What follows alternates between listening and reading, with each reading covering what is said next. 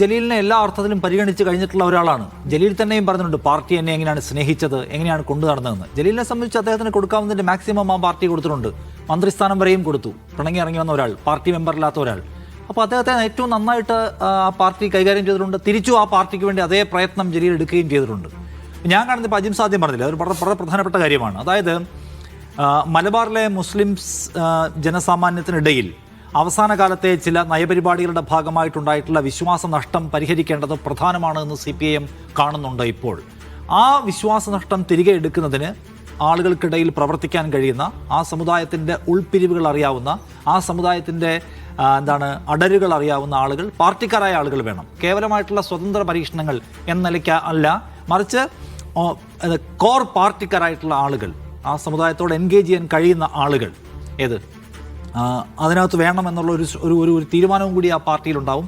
അതുകൊണ്ട് എനിക്ക് തോന്നുന്നു അത്തരം ഫേസസ് കൂടുതൽ സജീവമായി വരാനും അവർ കൂടുതൽ ലൗഡായിട്ടുള്ള പൊളിറ്റിക്സ് പറയാനും മതനിരപേക്ഷ രാഷ്ട്രീയവുമായി ബന്ധപ്പെട്ടും CPIM പൊളിറ്റിക്സ് പറയാനുള്ള ചാൻസസ് നിങ്ങളിൽ കൂടുതലായി കാണണമെന്നുള്ളതാണ്.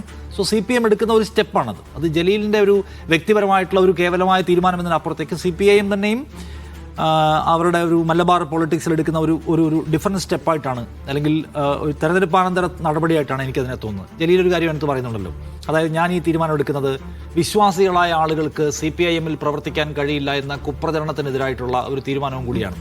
അതൊരു ഇൻട്രസ്റ്റിംഗ് പോയിന്റാണ്. ഇൻട്രസ്റ്റിംഗ് പോയിന്റ് എന്നല്ല, ഒരു പ്രധാനപ്പെട്ട കാര്യമാണ്.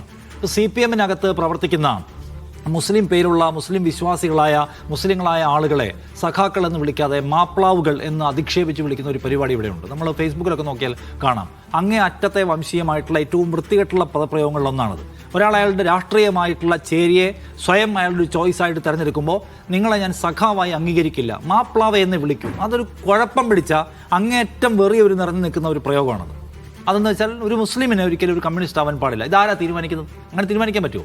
ഒരു മുസ്ലിമിൻ്റെ രാഷ്ട്രീയം അയാൾക്ക് തീരുമാനിക്കാമല്ലോ. അയാൾക്ക് ഇസ്ലാമിന്റെ വിശ്വാസത്തിന്റെ ഭാഗമായിരുന്നു കൊണ്ട് തന്നെ ഇടതുപക്ഷ മതനിരപേക്ഷ ആശയങ്ങൾ ഉയർത്തിപ്പിടിക്കുക. ഇതേ സ്വത്വവാദികളായ ആളുകൾ തന്നെയാണ് ഈ പേര് ഏറ്റവും കൂടുതൽ ഉപയോഗിക്കുന്നതാണ്.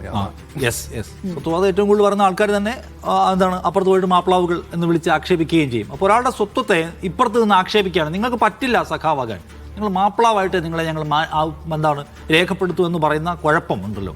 ആ കുഴപ്പത്തെ കൂടി അഡ്രസ്സ് ചെയ്യുന്നുണ്ട് ജലീൽ എന്നാണ് എനിക്ക് തോന്നുന്നത്. അതുകൊണ്ട് തന്നെ ജലീലിൻ്റെ ആ തീരുമാനത്തിന് ആ നിലയ്ക്കുള്ളൊരു ഇമ്പോർട്ടൻസ് ഉണ്ട്. ലെഫ്റ്റിൻ്റെ ഭാഗമായിട്ട് പ്രവർത്തിക്കുക എന്ന് പറഞ്ഞാൽ ഇപ്പോൾ ഇന്ത്യയിലെയും കേരളത്തിലെയും മൈനോറിറ്റിക്ക് മുസ്ലിങ്ങൾക്ക് വിശ്വസിക്കാൻ കഴിയാത്ത ഒരു പാർട്ടിയല്ലെന്നല്ല, വിശ്വസിക്കാൻ ഏറ്റവും കഴിയുന്ന പാർട്ടികളിലൊന്നാണ് CPIM. അതിൻ്റെ നയപരമായിട്ടുള്ള പരിപാടി എടുത്ത് പരിശോധിച്ച് നോക്കിയാൽ അത് ഈ കാലം മുഴുവൻ ഇടതുപക്ഷത്തിൻ്റെ ഭാഗമായിട്ട് നിന്നുകൊണ്ട് എടുത്തിട്ടുള്ള നയപരിപാടികൾ, അതിൻ്റെ ലിഖിത രേഖകൾ എടുത്താൽ. പക്ഷേ ഫൈനലി അവസാന ഘട്ടത്തിൽ ഇടതുപക്ഷ ജനാധിപത്യ മുന്നണിയുടെ പിണറായി വിജയൻ സർക്കാരിൻ്റെ തുടർച്ചയ്ക്ക് വേണ്ടി ചില വഴിവിട്ട കളികൾ കളിക്കാനുള്ള അബദ്ധ തീരുമാനം അവരെടുത്തു. അത് നമ്മൾ കാണേണ്ട കാര്യമാണ്.